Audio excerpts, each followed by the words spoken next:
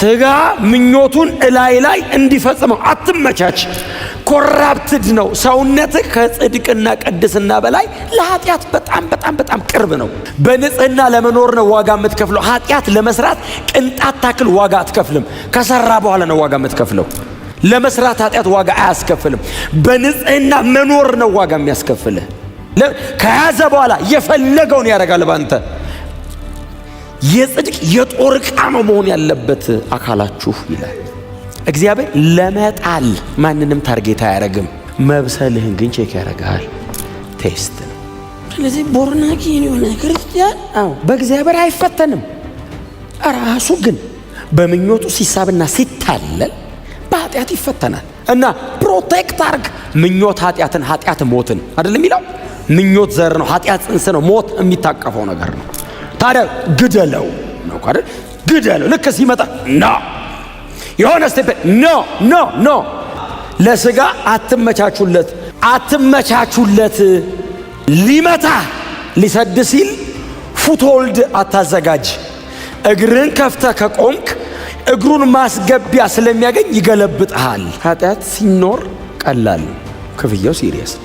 ጽድቅ ሲኖር ቀላል አይደለም፣ ክፍያው ዘላለማዊ ረፍት ነው።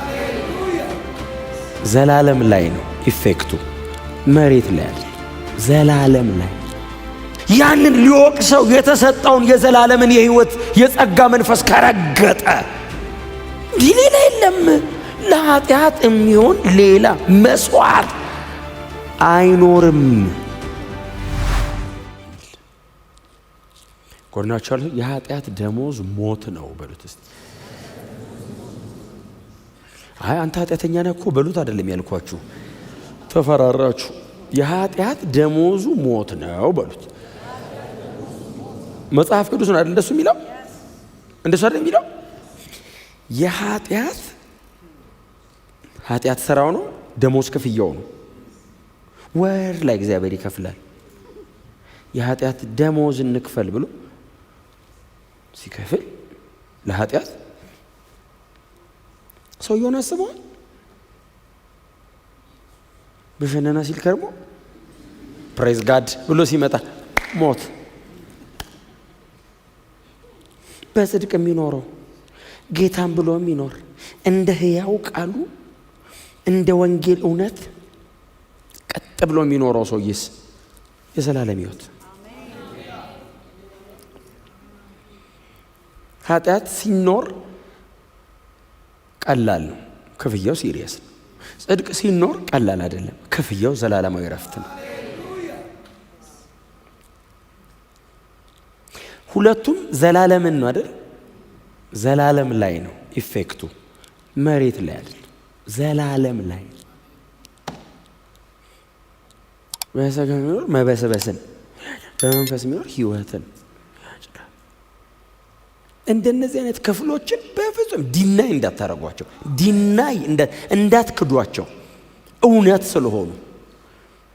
አሜን ነው። አንዳንዴ እነዚህ ጭፍልቅ አድርገናቸው መሄድ ያምረናል። ወዴት? መጽሐፍ ቅዱሱ የሚያስተምረው ትምህርት ነው። እግዚአብሔር በጣም ሲሪየስ ነው። ድሮም ዘንድሮም እግዚአብሔር በጣም ኃጢአትን እንደዚህ አያልፍም። አሁን በምንድን ነው ምህረት? በክርስቶስ ደም። ያንን የክርስቶስን ደም ካክፋፋስሰው የተሰራውን ስራ እምቢ ካለስ ያንን ሊወቅሰው የተሰጠውን የዘላለምን የህይወት የጸጋ መንፈስ ከረገጠ ሌላ የለም። ለኃጢአት የሚሆን ሌላ መስዋዕት አይኖርም። ክብር ለእግዚአብሔር ለአምላካችን ይሁን። አንድ ክፍል እናንብብ። ሮሜ ላይ ሄደን እናንብብ እስቲ። ሮሜ 13:14 ምንድን ነው የሚለው? ይልቁንም ጌታ ኢየሱስ ክርስቶስን ልበሱት ይልና ምኞቱንም ይፈጽም ዘንድ ለስጋ በሐሳባችሁ አትመቻቹለት። ምኞቱን ይፈጽም ዘንድ በሐሳብ ለስጋ አትመቻቹለት። ምንድነው የሚላቸው? በኃጢአት ጸንተን ብንመላለስ። ሮሜ ላይ ጳውሎስ ምንድነው የሚለው ደግሞ? አትመቻቹ። ቆንጆ ቃለች። አትመቻቹለት። ሊመታ ሊሰድ ሲል ፉትሆልድ አታዘጋጅ። እግርን ከፍተ ከቆምክ እግሩን ማስገቢያ ስለሚያገኝ ይገለብጥሃል። ስለዚህ ተስተካክለ ቁም። አትመቻችለት ለእንዲጥለ እንደዚህ ብለ ቁም። እግር ማስገቢያ ግራውንድ አይኖረውም። አትመቻቹለት ማለት ሪላክስ አታርግ። ፊትለፊት ሬዲ ሁን። እስቲ አሜን በሏ። ለምን? ግጥሚያ ነው፣ ትግል ነው። ስጋ ምኞቱን እላይ ላይ እንዲፈጽመው አትመቻች። ኮራፕትድ ነው ሰውነትህ። ከጽድቅና ቅድስና በላይ ለኃጢአት በጣም በጣም በጣም ቅርብ ነው። በንጽህና ለመኖር ነው ዋጋ የምትከፍለው። ኃጢአት ለመስራት ቅንጣት ታክል ዋጋ አትከፍልም። ከሰራ በኋላ ነው ዋጋ የምትከፍለው። ለመስራት ኃጢአት ዋጋ አያስከፍልም። በንጽህና መኖር ነው ዋጋ የሚያስከፍልህ። ስለዚህ አትመቻቹ። ለምን? ምኞቱን በእናንተ እንዲፈጽም አትመቻቹ። ይፈልጋል። ከያዘ በኋላ የፈለገውን ያደርጋል ባንተ። የጽድቅ የጦር ዕቃ ነው መሆን ያለበት አካላችሁ ይላል። አሜን ነው። ያዕቆብ ምዕራፍ 1 ላይ ነው ማንም በእግዚአብሔር እፈተናለሁ አይበል የሚለው። እግዚአብሔር በክፉ አይፈተንም ነው የሚለው መጽሐፍ አይደል? ከዛስ እርሱ ማንንም በክፉ አይፈተንም። እርሱ በክፉ ስለማይፈተን ማንንም እግዚአብሔር በክፉ አይፈትንም። ሰው በገዛ ምኞቱ ሲሳብና ሲታለል ነው የሚለው ይፈተናል። እግዚአብሔር ፈተነኝ አይበል። እግዚአብሔር ቴምት አያረግህም። ካረገ ቴስት ነው የሚያረግህ። እግዚአብሔር ለመጣል ማንንም ታርጌት አያረግም። መብሰልህን ግን ቼክ ያረጋል። ቴስት ነው። ሰይጣን ነው ቴምት የሚያደርገው ሰውን። ጌታችንን እንደሞከረው ኢየሱስን ሞከረው። እንኳን ኢየሱስ ሆነን ሞከረው ባይዘው ይመጣና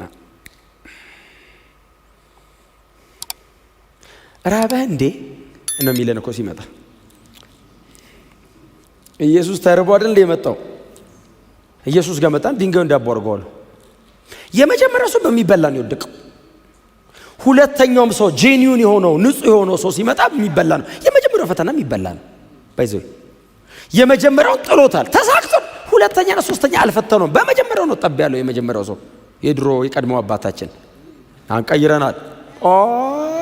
እኛ በጌታ ነን። አረ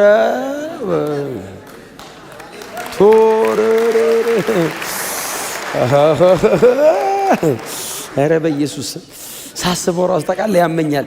ሰውን ውር ነው የሚያደርገኝ። አረ እኛ በጌታ ነን። አሁን ኃጢአት ብንሰራ ኢንቴንሽናሊ አንሰራም። መጽሐፉ ስለሚል ለማስታወስ ያክል እነግራቸዋለሁ እንጂ ኢንቴንሽናሊ ኃጢአት አንሰራም።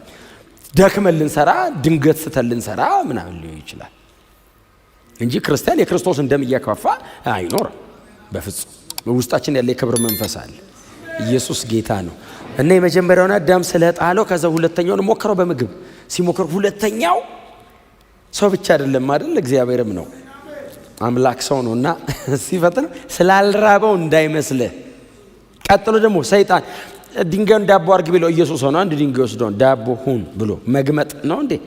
መሬትን ምድር ብሎ የጠራት እሱ አይደል? ይችላል ማረግ። እኔ ግን እንደዛ እያረኩ አልኖርም። ለእኔ ትምህርት ነው። አየ እሱ ይችላል። ማን ይከለክለዋል? እሱ እኮ ባለቤት ነው።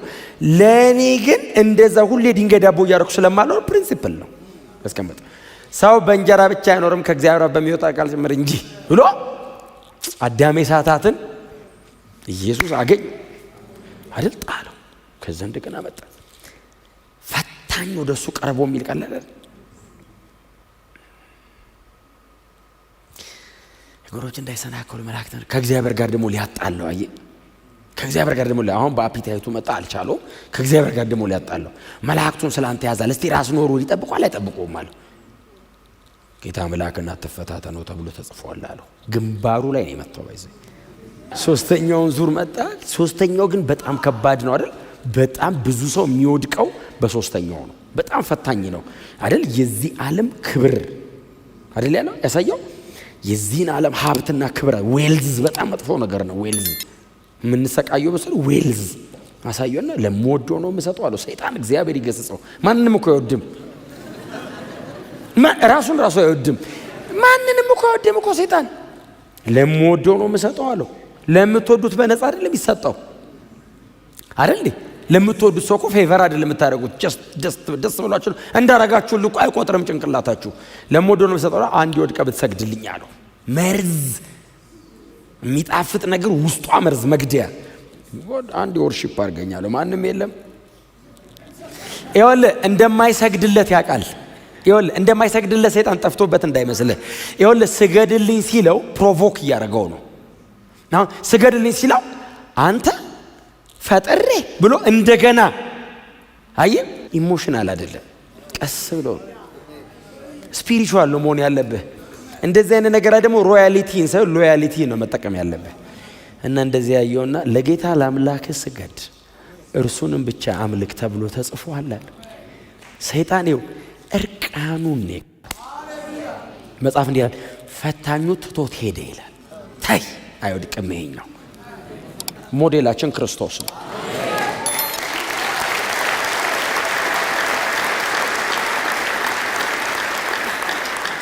ኢየሱስ ለዘላለም ጌታ ነው።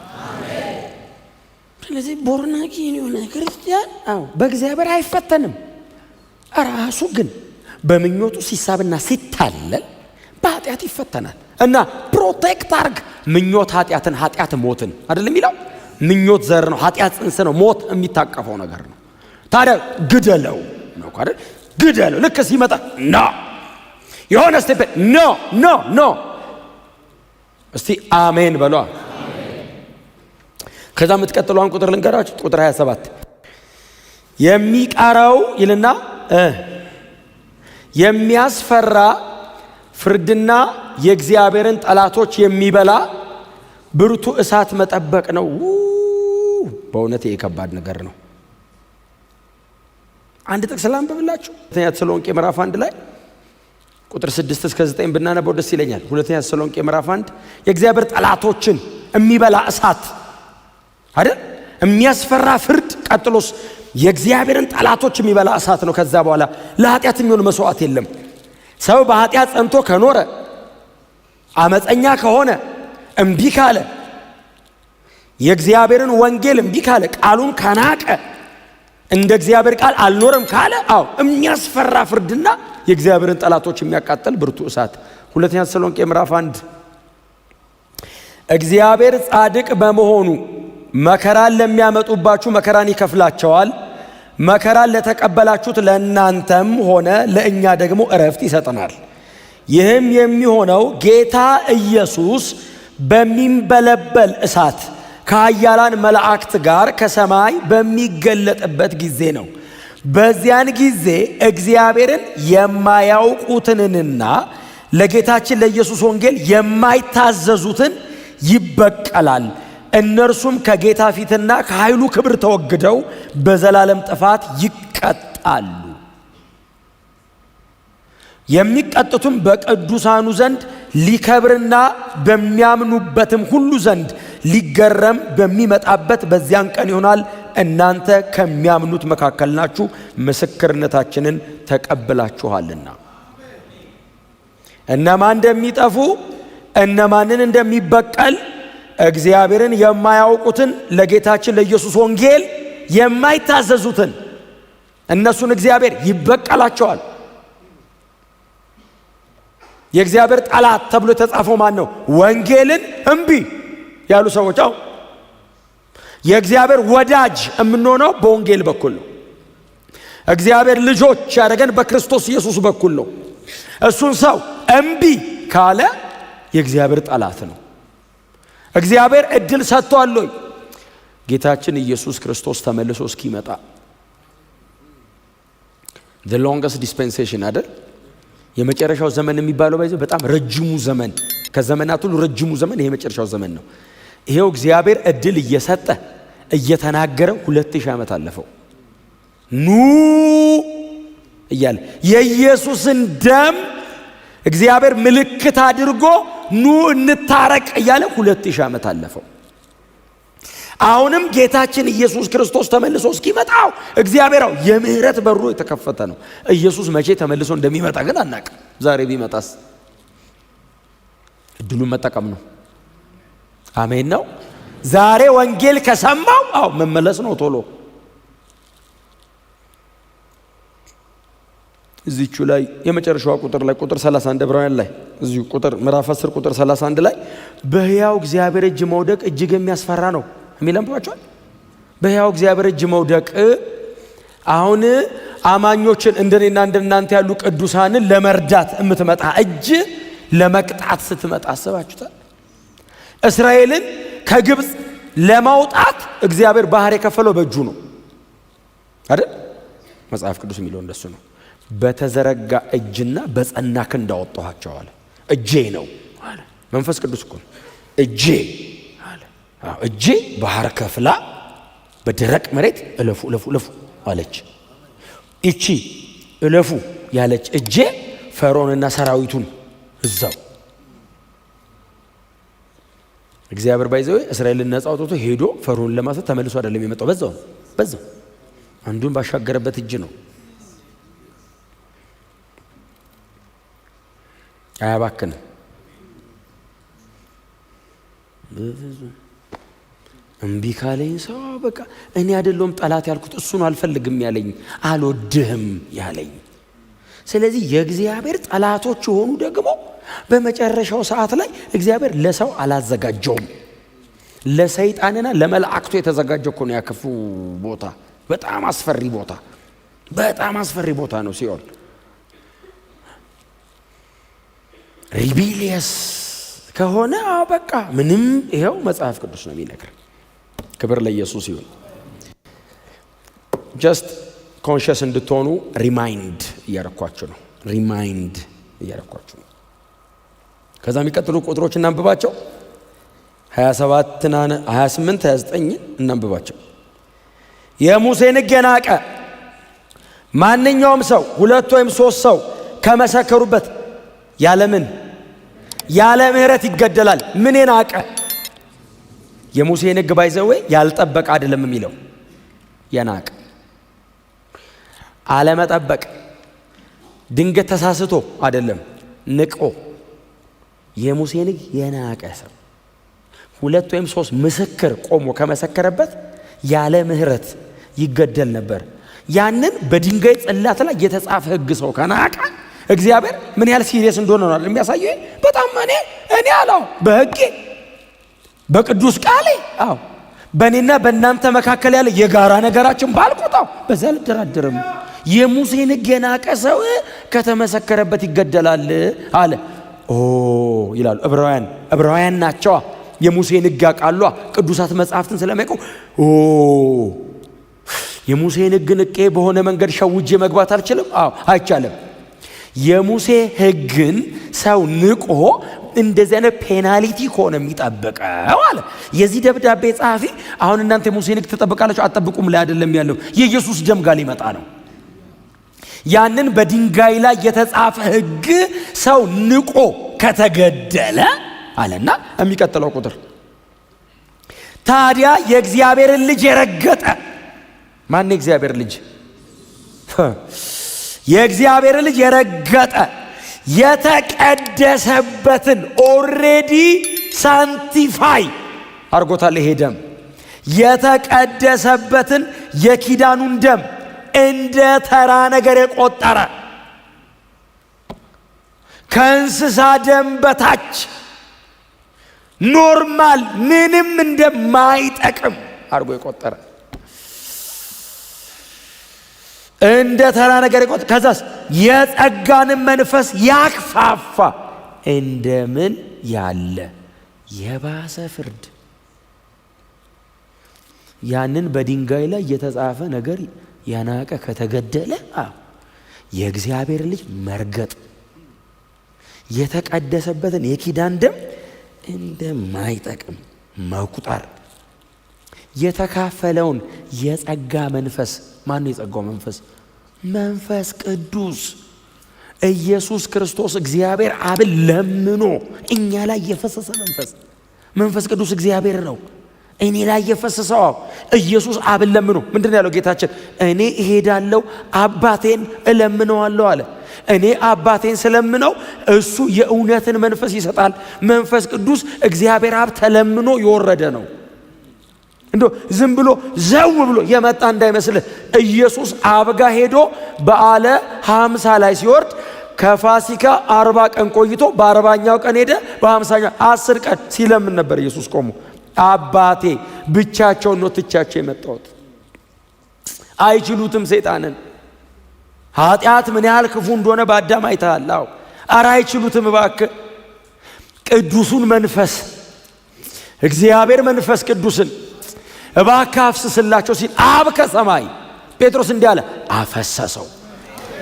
እስቲ አሜን በሏ። ጴጥሮስ እኮ የሐዋርያት ሥራ ምዕራፍ 2 እኮ እንደሱ አይደል ያለው?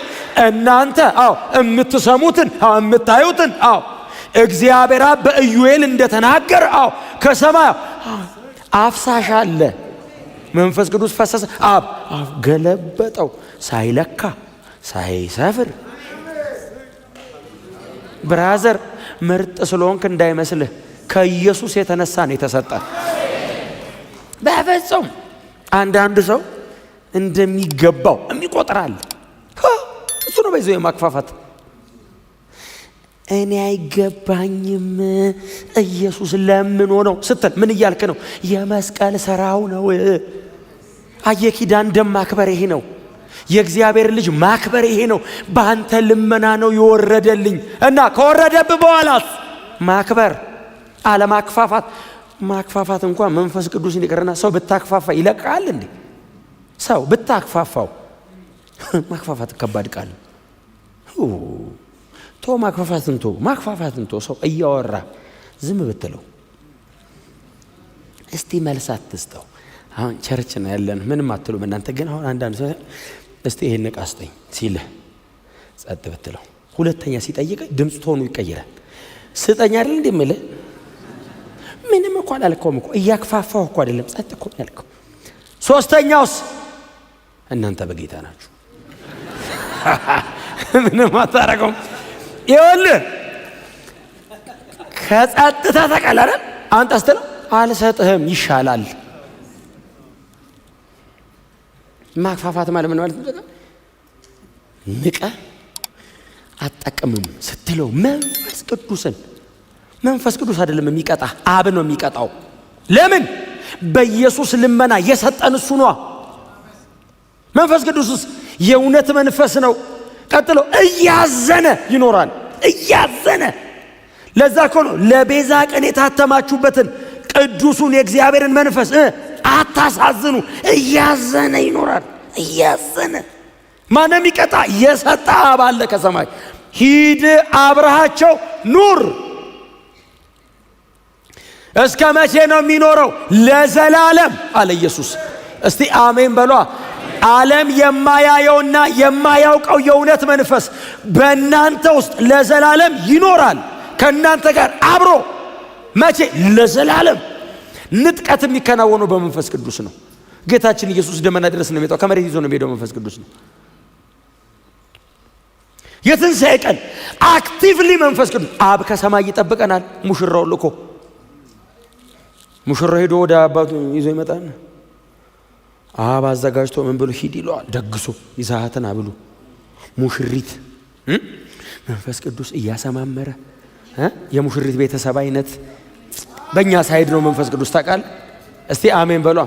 በእኛ ሳይድ ነው የአብን ቅድስና የሚመጥን የሙሽራውን ውበት የሚመጥን አድርጎ እያስተካከለ ይጠብቃል። ከዛ ሙሽራው ሲመጣ መንፈስ ቅዱስ እየዘመረ ይዞን። እስቲ አሜን በሏ።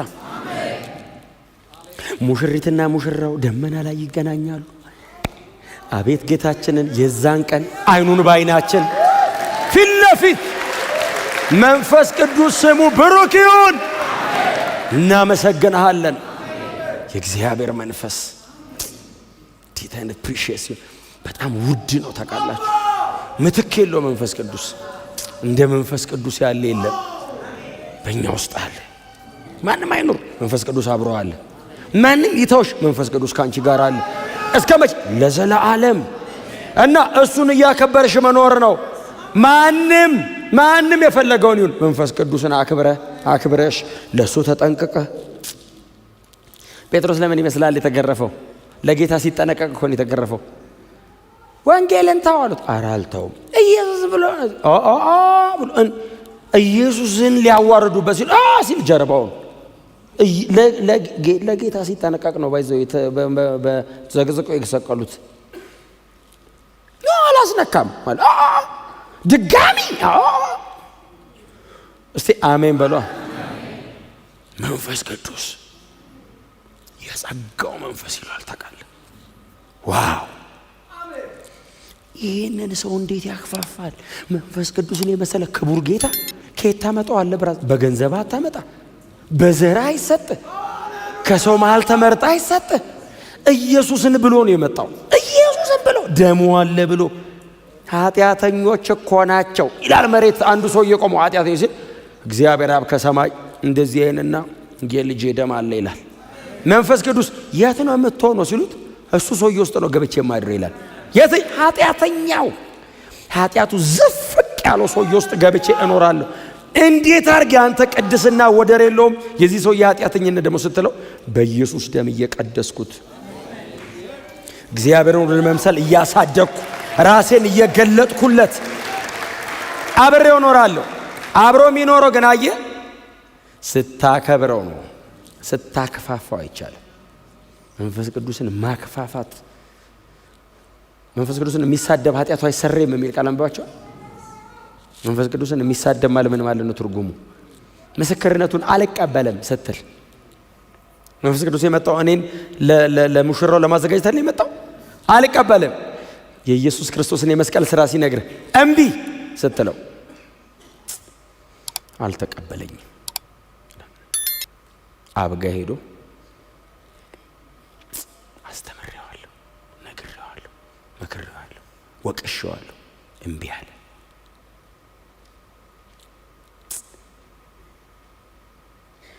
መንፈስ ቅዱስ እኮ በአማርኛ አይደለም እኮ የሚያስረዳ፣ ልብ ላይ እኮ ነው የሚፈሰው። ሰው ነግሮት የማይገባው ሰው መንፈስ ቅዱስ ሲነካው ዝርክርክ ነው የሚለው። ዝርክርክ አጥንት መቆም አይችልም። ልብህን ነው የሚያቀልጥ። ኃይለኛ ነገርን ነው የሚሰብረው። አትችልም። አርጊው አርገ እዚህ ጋር ስትሮንግሆልድ የሆነው ነገር መንፈስ ቅዱስ ሲመጣ ብትን ነው የሚያደርገው። እንደዚህ ተጠግቶ ውስጥህ ተቀምጦ ለልብህ እየተናገረ አልፈልግም እንዴት አርጌ ልንገርህ እኮ ነው የሚል። ቀጥሎ ከዛ እግዚአብሔር አብ በምን ልንገርህ? ልጄን ሰቀልኩትሽ ደጅ ነው። መንፈስ ቅዱስ ውስጥ ገባ። የውጭው አልገባ ቢል ውስጥ ገብቷል። አዎ እምቢ። ከዛ ቀጥሎ ምንድነው የሚቀረው? በእግዚአብሔር እጅ ላይ መውደቅ። ኢየሱስ ዳግም ይመለሳል።